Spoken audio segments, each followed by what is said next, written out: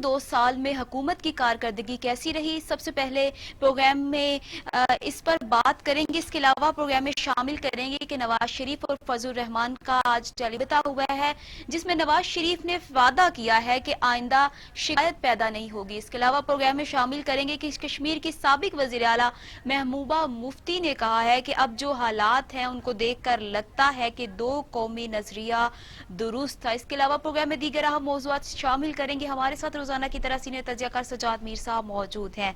अस्सलाम वालेकुम सर, कैसे हैं आप? ठीक हूँ, बिल्कुल। आप सुनाएं, आप कैसी हैं? जी सर, अल्हम्दुलिल्लाह मैं बिल्कुल ठीक हूँ। सर, पीटीआई की हुकूमत को इक़्तिदार संभाले 2 साल का अरसा मुकम्मल हो चुका है, कितने वादे वफा हुए? असल में जी, वादे वफा होने की तादाद तो गिनी जा नहीं सकती, क्योंकि ये बहुत एक ट्रांजिशनल फेज था। पहली बार ये हुकूमत आई थी और दूसरी तरफ एक तरह का शोर था कि इंतखाबात धांधली के जरिए हुए हैं और हमारे जो वजीर आजम हैं वो इलेक्टेड नहीं सिलेक्टेड है, और इसके कई माने मफहूम पैदा करके बहुत सी बातें की जा रही थी। तो एक तरफ तो इन्हें अपना सियासी जवाब पैदा करना था, दूसरी तरफ इनका जो एक बयानिया था वो ये था कि इन्होंने एहतसाब करना है, इन्होंने करप्शन का खात्मा करना है। तो ये इस बात पर जोर देने की बजाय कि ये क्या कर रहे हैं और इनकी कारकर्दगी क्या है, इस बात पर जोर देते रहे कि इन्होंने कितने लोगों को पकड़ा है, कैसे पकड़ा है, किसको कैसे सजा देनी है, किसको कहाँ पहुंचाना है। दोनों बड़ी पार्टियों के लीडरों के खिलाफ, नवाज शरीफ के खिलाफ भी और इस तरफ आसिफ जरदारी के खिलाफ भी उन्होंने कार्रवाइयां शुरू की। इस पर बहस नहीं, दुरुस्त किया, गलत किया, लेकिन एहतसाब का ये अमल कोई ज्यादा अच्छा नहीं रहा इनके लिए, ये महंगा पड़ा। इसके कई प्रोपेगेंडे भी हुए, इसरात भी हुए। आज उमर असद ने भी कहा है कि एहतसाब का अमल, ये महंगाई का मामला, मीडिया से हमारे ताल्लुकात, ये सारे के सारे 3 बातें खासतौर पर ऐसी हैं जिन्होंने हमारी हुकूमत को आगे बढ़ने में थोड़ी सी रुकावटें पैदा की। अगरचे अब वो कहते हैं कि हमारे कप्तान जो हैं वो क्रीज पे जम चुके हैं और अब वो लंबी इनिंग खेलेंगे, सपोर्ट करेंगे वगैरह वगैरह, लेकिन आज इन्होंने सबने अपनी अपनी कार्रवाइयां बताई हैं, अपना अपना काम का अजहार किया है कि हमने क्या क्या किया है। शाह महमूद कुरैशी बोले, हफीज शेख को लाया गया, हमाद अजहर को लाया गया, शिद्दी फराज भी बोले, और अलग अलग उन्होंने अपने अपने महकों की, अपने अपने जमातों की कारकर्दगी की मिसालें दी कि हमने क्या क्या किया है, मईशत में किया है, खारजा अमूल में क्या किया है। मेरा ख्याल आपके पास इसके क्लिप तो होंगे, उसी एक हद तक लाइएगा तो बिल्कुल। जी जी जी बिल्कुल, आपको सुनवाते हैं पहले, फिर उसकी तरफ आते हैं वापस। मेरे ख्याल में एक वजीर खारजा का सुनाए ताकि मैं बयान कर सकूं, कि उनको तबसरा कर सकूं। अलग अलग मैं तबसरा करना चाहूंगा जी। आपने देखा कि पिछले 5 सालों में साबका हुकूमत का बेशतर अरसा ऐसा था कि आपके मुल्क का वजीर खारजा ही ना था, तो बहुत से आपकी जो नुक्ता नजर है फोरम्स पर वो पेश नहीं किया जाता था।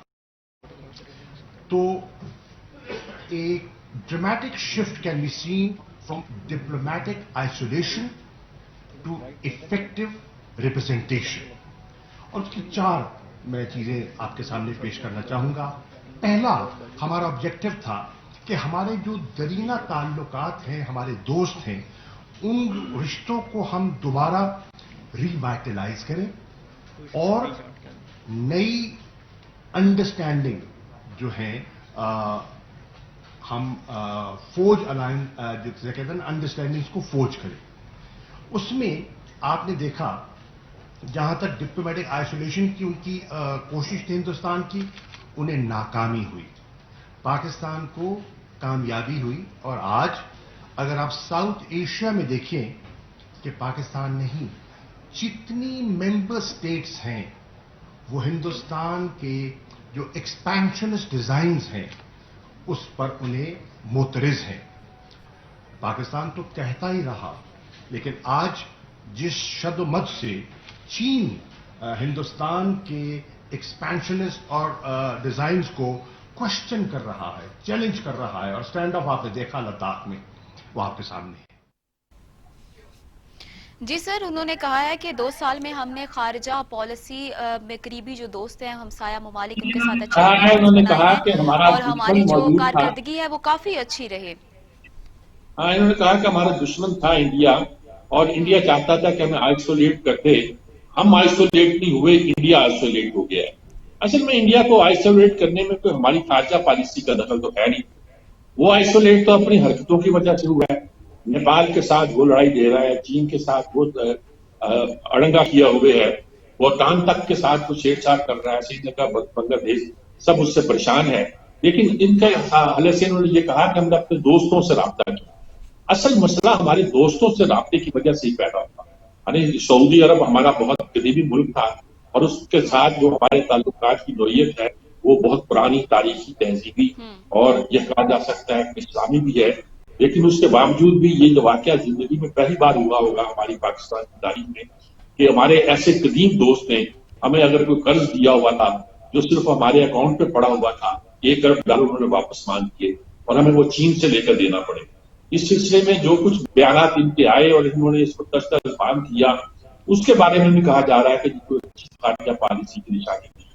ان کی اپنی وزیر شہری یہ تک کہہ دیا ہے کہ ہمارا عمران خان صاحب تو جو ہے صورتحال کو, کشمیر کے مسئلے کو انہوں نے عالمی سطح پر ایک ایشو بنا دیا ہے, لیکن مقامی سطح پر یہ کہہ سکتے ہیں خارجہ نے یا ہماری وزارت خارجہ نے کوئی کام نہیں کیا اور سفارتخانے ہتھکڑوں پہ چلتے تھے. میں نہیں کہتا کہ کون سی بات ٹھیک کہتے ہیں یا غلط کہتے ہیں, لیکن یہ ضرور ہے کہ ہمیں خارجہ پالیسی میں جو کامیابی ہونی چاہیے تھی, جو بریک چاہیے تھا, اور جس طرح ہمیں ان معاملات میں آگے بڑھنا چاہیے تھا وہ ہم بڑھ. اور یہی ہے کہ ہم روٹین کے بارے میں کشمیر کے مسئلے کو بھی جب سے ہم نے ایلیکس کیا ہے, کشمیر کو اپنے اندر ضم کیا ہے, ہم کوئی خاص بریک کر سکے. اور سلامتی کونسل کے اجلاس ہوئے ہیں لیکن انفارمل اجلاس ہے, اور اس سے کچھ بھی کوئی مشکل ہے کسی چیز کا حاصل ہونا. اصل بات یہ ہے کہ ابھی ہمیں میدان میں خارجہ پالیسی کے میدان میں کوئی اطمینان بخش کارکردگی نہیں ہے اس پر ہم فخر کر سکے. اس کے علاوہ آج شاید وزیر ہمارے فلاح مشیر دانا حفیظ شیخ صاحب نے بھی خطاب کیا ہے. جی بالکل انہوں نے بھی کچھ بالکل انہوں نے کہا کہ تاریخ میں پہلی بار حکومت نے اخراجات میں کمی کی ہے. جی ہاں, انہوں نے بھی کہا, شاید اس کا بھی کلپ آپ کے پاس ہے, وہ بھی آپ سنانا چاہیں گے کہ لوگوں کو پتہ چلے گا کہ شیخ صاحب نے کیا کہا ہے, ان کا بھی سنا دیجیے تاکہ جی. دیکھیں, سب سے پہلے تو جب یہ حکومت آئی تو ایک بحرانی کیفیت تھی.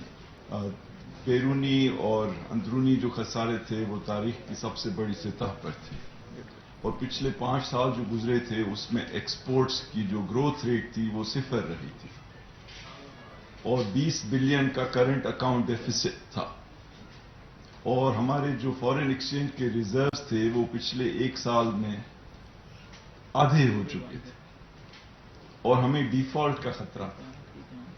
تو پہلی چیز جو ہم نے کرنی تھی وہ یہ تھی کہ ملک کو کیسے ڈیفالٹ سے بچایا جائے اور کس طرح اس بحران سے فوری طور پہ نپٹا جائے, کیونکہ جو بنیادی وجہ ہماری جو اس بحران کی تھی وہ یہ کہ ہمارے پاس ایک ڈالرز کا کرائسس, یعنی ہم $40 ارب اگر امپورٹ کر رہے تھے تو 20 ارب ایکسپورٹ کر رہے, اور اس کی وجہ سے ہمارے پہ مستقل ایک بوجھ تھا جو ہمیں ایک ایسی سطح پہ لے آیا کہ ہم نے بوروئنگ کر کے, قرض لے کر اپنے آپ کو بہت کمزور کر دیا. تو اس حکومت نے یہ فیصلہ کیا کہ ہم نے ایک پائیدار بنیاد پہ پاکستان کو آگے لے جانا ہے, اور ہم نے بہت مراعات دی ایکسپورٹس بڑھانے کے لیے, جو حماد اظہر صاحب آپ کے ساتھ شیئر کریں گے.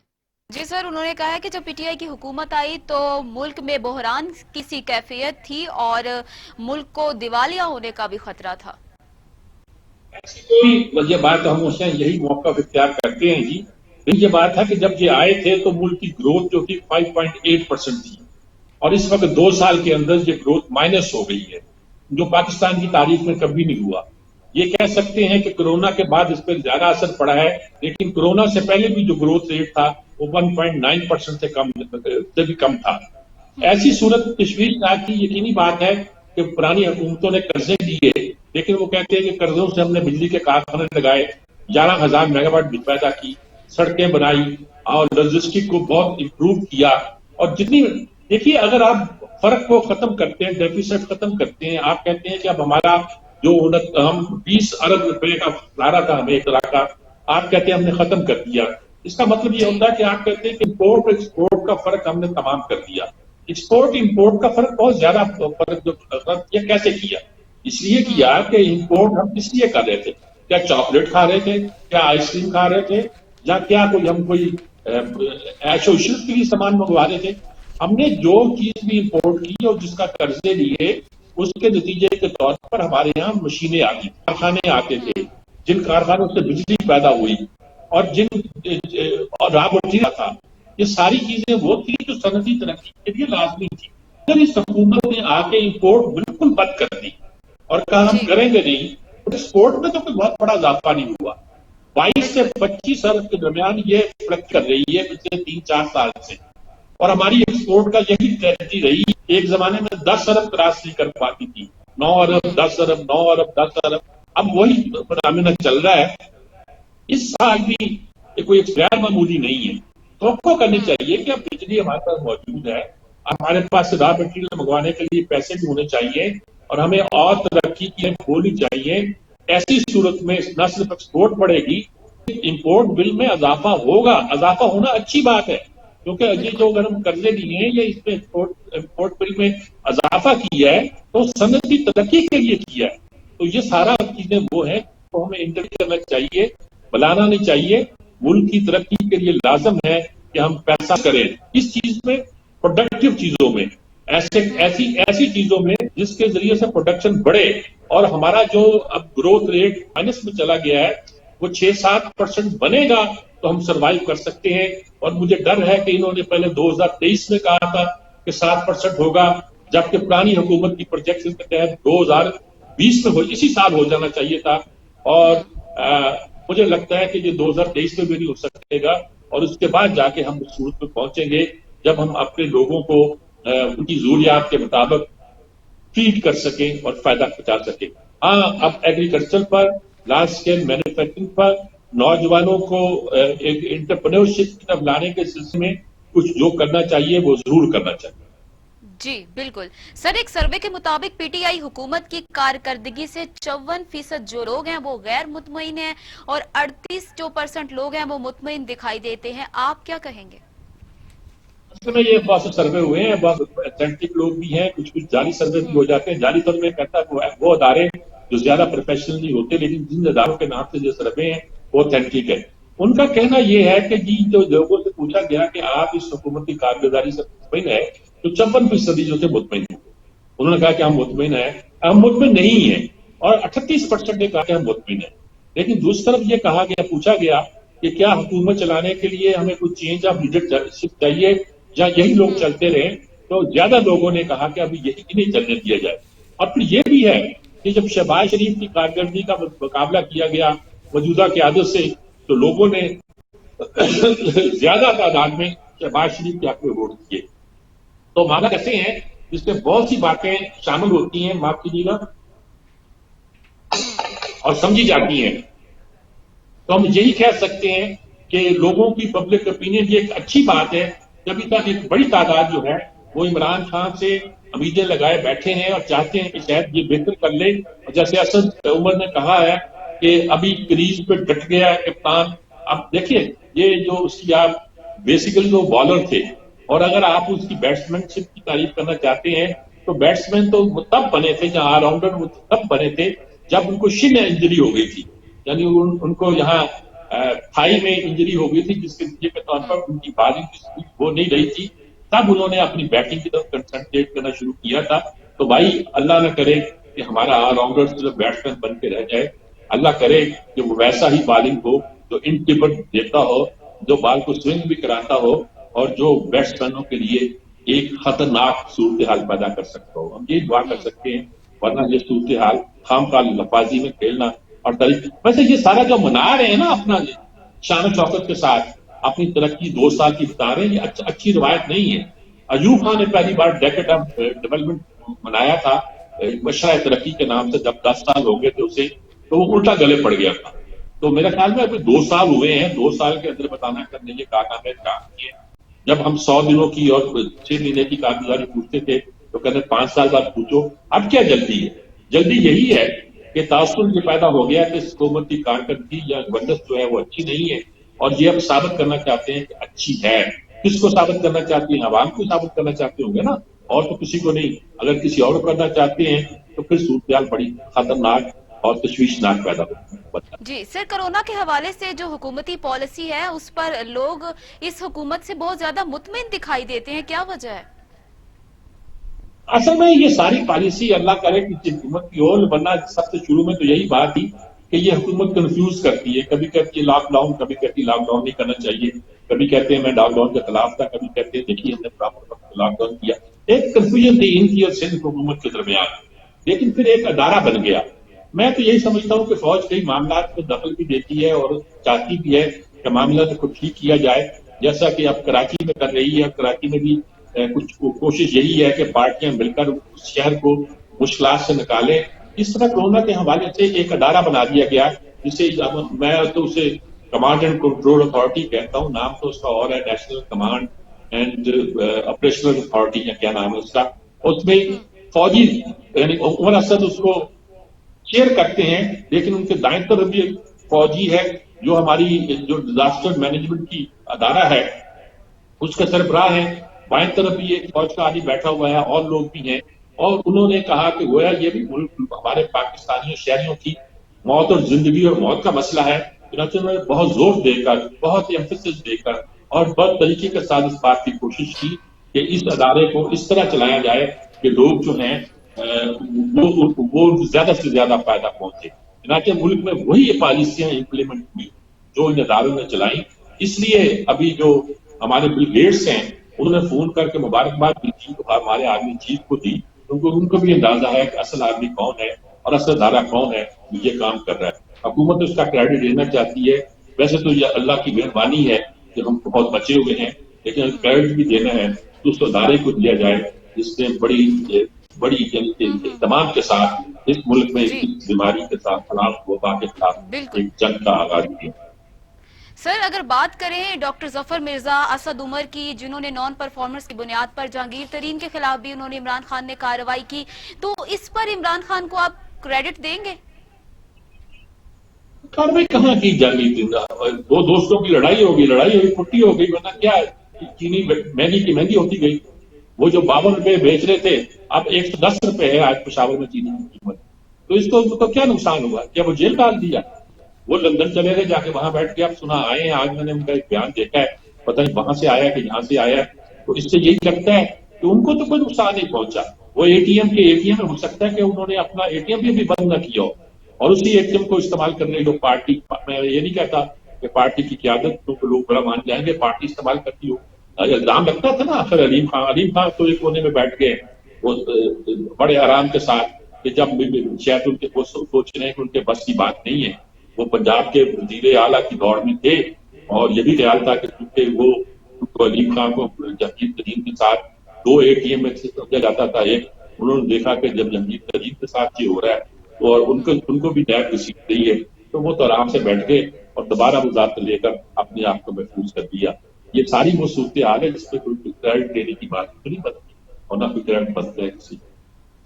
جی سر, یہاں پہ مجھے بریک لینی ہے, لیکن بریک سے آنے کے بعد پروگرام میں شامل کریں گے کہ نواز شریف اور فضل الرحمان کا ٹیلی فونک رابطہ ہوا ہے, اس کے پیچھے کی کیا کہانی ہے سجاد میر صاحب سے پوچھیں گے, لیکن اس بریک کے بعد.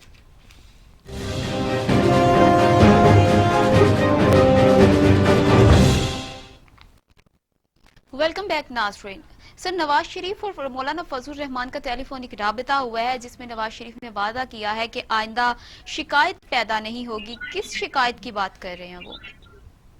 اصل میں جو فضل الرحمان صاحب ہیں وہ چاہتے ہیں کہ فوراً ہی ایک کمپین شروع کی جائے, موومنٹ شروع کی جائے حکومت کے خلاف. وہ پہلے دن سے اس کے قائل ہیں کہ ہمیں حکومت سے تعاون نہیں کرنا چاہیے, پارلیمنٹ نظام کو نہیں چلنے دینا چاہیے, بلکہ ہمیں کھل کر یہ کہنا چاہیے کہ یہ حکومت سلیکٹڈ حکومت ہے, یہ حکومت منتخب حکومت نہیں ہے اور دھاندلی کے زور سے آئی ہے. اصولی طور پر یہ موقف ہوتا تو درست ہے, لیکن ہم جیسے تیسری دنیا کے ملکوں کے لیے اس میں یہ مشکل پیش آتی ہے کہ جب کوئی مسلط اقتدار آتا ہے تو اس کے پیچھے ایک پوری اسٹیبلشمنٹ ہوتی ہے جو ان کا ساتھ دیتی ہے. اس میں بہت سی قومی اور ملی مسلطیں ہوتی ہیں جو کار فرما ہوتی ہیں. یہ لوگ جو ہے نا, یہ ان کا اپنے انٹرسٹ بھی ہوتے ہیں. مثال کے طور پر پیپلز پارٹی جو ہے اس کے اپنے انٹرسٹ ہیں، ان کے مقدمات بھی ہیں. اس کے علاوہ سندھ کی حکومت ان کے پاس ہے. نواز شریف جو ہیں وہ اپنے آپ کو پارلیمانی سیاست سے باہر نہیں کرنا چاہتے، یہ ان کی اصل طاقت نہیں ہے. فضل الرحمان کی اصل طاقت ان کے مدرسے ہیں، نوجوان ہیں، بچے ہیں، وہ ان کو کہیں بھی جھونک سکتے ہیں، سامنے لا سکتے ہیں. وہ پہلے دن سے کہتے ہیں اس حکومت کو نہ مانو. وہ حکومت میں کیونکہ ان کو ہرایا گیا ہے ان کے فقول، اس لیے وہ تو حکومت کو ہر صورت چلتا کرنا چاہتے ہیں. ایسی صورت میں کچھ انڈرسٹینڈنگ تھوڑی سی پیدا نہیں ہوتی تھی. خود نون لیگ کے اندر یہ مسئلہ پیدا ہو گیا تھا کہ شہباز شریف صاحب کے ساتھ ایک ٹھنڈا مزاج کے ساتھ آگے چلنا چاہتے تھے، اور دوسرا یہ تعصب تھا کہ وہ لوگ جو نواز شریف کے ساتھ ہیں یا مریم نواز کے ساتھ ہیں وہ ذرا ہاکس ہیں اور ان کا رویہ کچھ اسٹیبلشمنٹ کے اینٹی ہے. ایسی صورت میں بہت سے مسائل پیدا ہوئے. جب دھرنا انہوں نے پہلے دیا تو شہباز شریف نے اپنے لوگوں کو ہدایت کی کہ اس میں شامل بھی ہوں، لیکن وہ جو ایک مجمع لے کر اجتماع لے کے چلنا ہے، ویسے بھی ان جماعتوں کا یہ کام ہے نہیں. اور پیپلز پارٹی تو خیر پھر بھی پنجاب وہاں سندھ میں ایک انقلابی سا رول اختیار کر لیتی ہے، لیکن مسلم لیگ نون جو ہے نا وہ اس طرح کے رول کے لیے فٹ نہیں ہوتی. وہ تو ایک موومنٹ چلتی ہے تو اس کی طاقت کچھ زور پر نکلنا چاہتی ہے. ان کو یہ بھی معلوم ہے کہ جب مریم نواز نکلتی ہے تو ایک ہنگامہ ہو جاتا ہے. اچھا وہ خود ایک ایسے مقدمات میں پھنسے ہوئے ہیں اور مقدمات کے ساتھ صحت کے ایسے مسائل میں پھنسے ہوئے ہیں کہ وہ لڑائی لینا نہیں چاہتے. تو ان ساری وجوہ کی بنیاد پر کچھ شکایتیں پیدا ہوتی ہیں فضل الرحمان کو. تو فضل الرحمان صاحب پھر نواز شریف کو شکایت کرتے ہیں. نواز شریف نے کہا نہیں، میں کہتا ہوں بھائی کو اور ان کو بھی سمجھاتا ہوں، پارٹی کو بھی کہتا ہوں، وہ ایسی بات بھی پیدا ہوگی. اب مسئلہ یہ ہے کہ آپ نے اے پی سی کرنی ہے، اے پی سی نے فیصلہ کرنا ہے، وہاں رہبر کمیٹی ہے وہ فیصلہ کرے گی. لیکن فضل الرحمان یہ کہتے ہیں کہ جو میں کرنا چاہتا ہوں وہ آپ بھی کریں، اور یہ کہتے ہیں کہ یہ آپ کر کے یہ سب کروا کے ہمیں تو مروا دیں گے، آپ کا کچھ نہیں جائے گا. تو یہ ساری ایک ٹسل جو ہے، ساری جو ایک آپس میں ایک تصادم کی سی کیفیت ہے وہ جاری ہے. لیکن مولانا فضل الرحمان نے جب فون پہ بات کی ہوگی تو نواز شریف نے یقینی طور پر ان کو یہ کہا ہوگا کہ آئندہ ایسی آپ کو شکایت پیدا ہونے کا موقع نہیں دیں گے. میں اپنے لوگوں کو سمجھاتا ہوں اور ان سے کہتا ہوں کہ مولانا کے ساتھ چلیں اور مولانا کا ساتھ دیں. بالکل سر، آخری موضوع پہ بات کر لیتے ہیں. سر، کشمیر کی سابق وزیر اعلیٰ محبوبہ مفتی نے کہا ہے کہ اب جو حالات ہیں انہیں دیکھ کر لگتا ہے کہ دو قومی نظریہ جو تھا وہ درست تھا. یہ بہت بڑی بات ہے. محبوبہ مفتی ظاہر ہے کہ وہ ان لوگوں کے ساتھ تھی، کانگریس کی وہ ایک طرح کی حکومت تھی اور کام کرتی رہی. کشمیر میں جو لوگوں نے کشمیر کی اسٹیبلشمنٹ میں شامل ہو کر، حکومت میں شامل ہو کر کام کیا، وزیر اعلیٰ رہی، ساری وہ باتیں تھیں جو کہ ان صورت میں پیدا ہوتی تھی. ایسی صورت میں ان کا یہ کہنا اس بات کی علامت ہوتی ہے کہ ہندوستان کی حالت یہ ہو گئی ہے کہ وہاں اب صاف نظر آتا ہے کہ ہندو اور قوم ہے اور مسلمان اور قوم. اس طرح مسلمانوں پر مظالم ہو رہے ہیں، ان پر ظلم کیے جا رہے ہیں، انہیں تنگ کیا جا رہا ہے، انہیں سڑکوں پہ گھسیٹا جا رہا ہے، ان کے خون کی ہولی کھیلی جا رہی ہے. اس سے تو یہی معلوم ہوتا ہے کہ مسلمان اس وقت ایسی صورتحال میں ہے کہ اس بات کو ماننے کے لیے اب گویا یہی کہیں گے کہ یہ کوئی سیکولر ملک نہیں ہے بلکہ ایک ایسا ملک ہے جس میں ہندو الگ ہیں اور مسلمان الگ ہیں. اور یہ بھی اس محبوبہ مفتی نے کہا ہے کہ اب وہ ملک نہیں رہا بی جے پی کا بھارت جس میں اقلیتوں کے لیے کوئی گنجائش ہو. تو یہ ایک بڑا پیغام ہے انٹرنیشنل حکومتوں کے نام کہ کشمیر کی ایک لیڈر جو ساتھ دیتی تھی ہندوستان کا، جو ہندوستان کے نظام کے اندر رہتے کچھ کام کرنا چاہتی تھی، وہ بھی تنگ آ چکی ہے اور وہ بھی اس دو قومی نظریے کی قائل ہو چکی ہے جو مسلمانوں کو الگ قوم بناتا ہے، جس کی بنیاد پر ہم کشمیر کی آزادی اور کشمیر کو پاکستان کے ساتھ ضم کرنے کی بات کرتے ہیں، اسی بنیاد پر ہوتا ہے. صحیح. تو یہ ہمارے لیے بہت بڑا اہم بات ہے. اگر علی گیلانی کہیں تو ایسی بات نظر نہیں آتی، تو ٹھیک ہے وہ تو کہتے ہی ان کا نظریہ یہی ہے، وہ تو پاکستان سے زیادہ پاکستانی ہے، مسلمان ہیں اور ان کا پوائنٹ آف ویو بھی وہی ہے. لیکن وہ مفتی کا یہ کہنا اس بات کی دلیل ہے کہ پاس با مل گئے کعبے کو صنم خانے سے. یہی کہہ سکتا ہوں اس بات. جی سر، کلوزنگ ریمارکس دیجیے. بڑی کلوزنگ ریمارکس یہ ہیں کہ یہ ساری صورتحال پیدا ہوئی ہے. آج تو سارا باتیں جو ہے وہ عمران خان کی حکومت کے 2 سال پورے ہونے پر کہی جا رہی ہیں. اس کو وہ استعمال کر رہے ہیں اپنی پارٹی کی موٹیویشن کے لیے، اس کو اہم کرنے کے لیے. اور اس میں اسد عمر کی نے جو باتیں گنائی ہیں کہ مہنگائی ہمارے لیے ایک مسئلہ تھی، اور آخری بات انہوں نے گنائی ہے کہ ہمارے میڈیا کے ساتھ تعلقات اچھے نہیں تھے. तो अब ये सूरत हाल है कि शायद वो मीडिया के साथ भी अपने ताल्लुकात को बेहतर करना चाहते हैं। श्री फराज ने भी कुछ कहा है कि हमारे ताल्लुकात बेहतर होते हैं, चल रहे हैं। वजीर खजाना अपनी कारकर्दगी गिनाते हैं और लोगों का मसला वही है सबसे बड़ा कि महंगाई उनको खाई जा रही है, नौकरियां उनके पास है नहीं, और जिनके पास नौकरियां थी वो नौकरियां भी खत्म होती जा रही हैं। इस मुश्किल सूरत हाल में सारी जो एक बयान की जाती है वो यही है कि इंशाल्लाह आने वाले दिनों में हालात अच्छे रहेंगे। और असद उमर जैसे प्यारे जी कहते हैं कि इमरान सीरीज पे डट गया है, अब वो खूब खेलेगा, चारों तरफ चौके छक्के लगाएगा। और मैं जैसे कहते हैं कि बैट्समैन तो वो तब बना था जब उसकी शिन इंजरी हुई थी। ये ना कहो, हम तो उसकी स्विंग देखने के आदी थे, हम तो उसकी बॉलिंग के करिश्मों को ज्यादा कायल थे।